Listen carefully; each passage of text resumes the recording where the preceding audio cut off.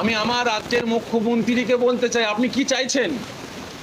আপনি কি চাইছেন? এত কিছু করেও কি আপনি শান্তি পেলেন না?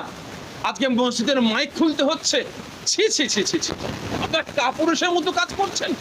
আজকে মুসলমান এতটাই খারাপ হয়ে গেছে আপনাদের কাছে, মুসলমান এতটাই নিকৃষ্ট হয়ে গেছে আপনাদের কাছে। তাহলে তাই যদি হয়, পাওয়ার তো আপনাদের। আমি স্লোগান দেওয়ানো হচ্ছে, বন্দে মাতারাম পড়ানো হচ্ছে, জোরপূর্বক তাদের উপরে নির্যাতন করা হচ্ছে।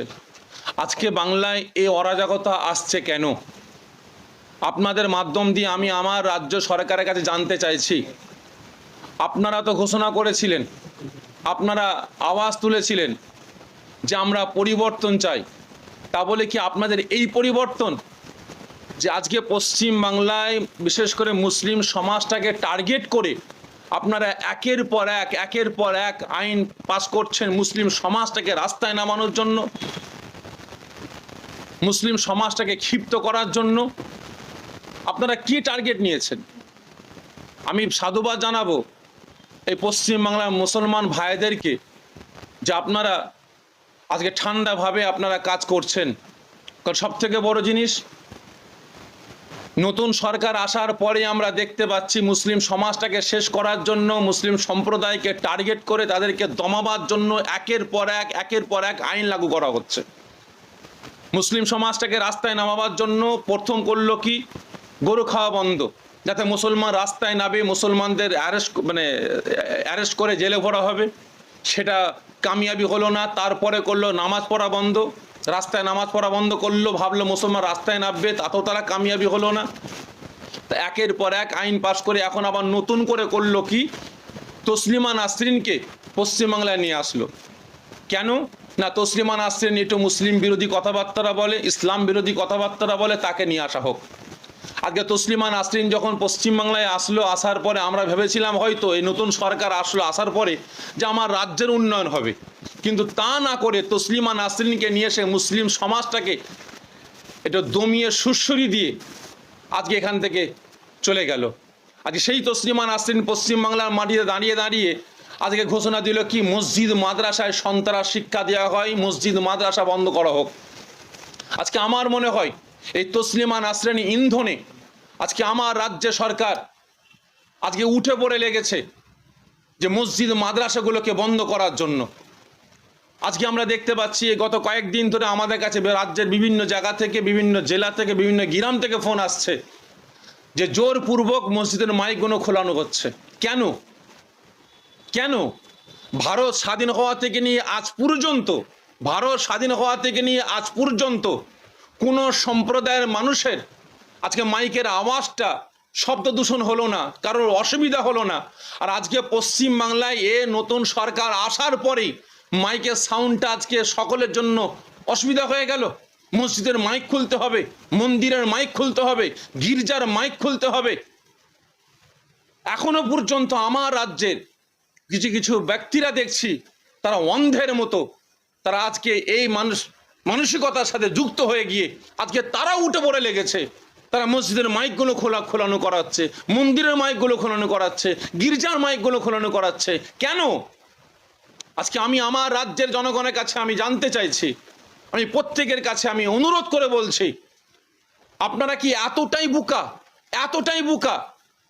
আজকে নতুন রাজ্য সরকার ঘোষণা করেছিল আমরা ক্ষমতায় আসলে আমরা দেবো ৩,০০০ টাকা অন্নপূর্ণ দেবো, আমরা বেকার ভাতা দেবো, আমরা ইটা দেবো, ওটা দেবো, গ্যাসের দাম কমাবো, পেট্রোল ডিজেলের দাম কমাবো। আজকে কটা করেছে? কটা জিনিসের দাম কমিয়েছে? আপনারা কৈফিয়ত নিন রাজ্য সরকারের কাছ থেকে। আজকে এ সরকার আসার পরে একের পর এক শুধু মুসলিম সমাজ নয়, প্রত্যেকটা ধর্মের মানুষদের উপরে শোষণ করে যাচ্ছে। আর তারপরেও আমার দেশের জনগণ আমরা মুখে কুলু কেটে বসে আছি, এবং এক শ্রেণীর জনগণ দেখছি আবার তাদের তাল মিলিয়ে আজকে মুসলিম সমাজের উপর আক্রমণ চালিয়ে যাচ্ছে। তাই আমি আজ আপনাদের মাধ্যম দিয়ে আমি আমার রাজ্যের জনগণের কাছে, শুভবুদ্ধি সম্পন্ন এই দেশের নাগরিকের কাছে আমি অনুরোধ করব, জোরহাত করে অনুরোধ করব, আপনারা রাজ্য সরকারের কাছে কৈফিয়ত নেন। আপনারা জিতার আগে, মসনাদে বসার আগে আপনারা যে ওয়াদাগুলো করেছিলেন সেই ওয়াদাগুলো আপনারা পূরণ করুন। আজকে একের পর এক ওয়াদা পূরণ না করে, অসহায়ীদের আর্থিক সহযোগিতা না করে, চিকিৎসার ব্যবস্থা না করে, আজকে চাষিরা চাষ করছে, ফসলের দাম পাচ্ছে না। আজকে আলু চাষিরা চাষ করেছে, সারের দাম আগুন হয়েছে, কিন্তু এখনো পর্যন্ত সেই আলু এখনো পর্যন্ত চাষিরা বিক্রি করতে পারছে না। কারণ এক বস্তা আলুর দাম এখন স্টোর হয়ে গেছে 100 টাকা, 110 টাকা। তাহলে চাষিরা যাবে কোথায়? আজকে জনগণ বাঁচবে কিভাবে? আজকে জিনিসের দামগুলো আগুন আকাশ ছোঁয়া হয়ে যাচ্ছে, জিনিসের দাম বেড়ে যাচ্ছে। আজকে রাজ্য সরকারের এদিকে কোনো উপচাকা নাই, মানুষ বাঁচবে কিভাবে, জনগণের পাশে থাকবো কিভাবে, এদিকে কোনো উপচাকা নাই। আজকে রাজ্য সরকার একের পর এক আজকে মুসলিম সমাজকে টার্গেট করে আজকে প্রত্যেকটা সম্প্রদায়ের মানুষগুলোকে আজকে শেষ করার চক্রান্ত করছে। অবিলম্বে এগুলো বন্ধ করতে হবে। আর বিশেষ করে আমি আপনাদের মাধ্যম দিয়ে আমি আমার পশ্চিম বাংলার যত মসজিদ কমিটি আছে, মসজিদের ইমাম আছে, মুসলিম উম্মার কাছে আমি অনুরোধ করব, জোরহাত করে বলবো, আপনারা শান্তি সম্প্রীতি বজায় রাখুন। তবে এটুকু বলবো, বিভিন্ন জায়গা থেকে যে সমস্ত মানুষ ফোন করছেন যে মসজিদের মাইক খোলা হচ্ছে, জোরপূর্বক মাইক খোলা করাচ্ছে, আমি প্রত্যেকের কাছে জোরহাত করে বলবো, পায়ে ধরে বলবো, আপনারা মসজিদের মাইক খুলবেন না, মসজিদের মাইক আপনারা খুলবেন না। প্রয়োজন হলে যারা যাচ্ছে আপনার কাছে তাদেরকে দিয়ে মাইকটা খোলা করান।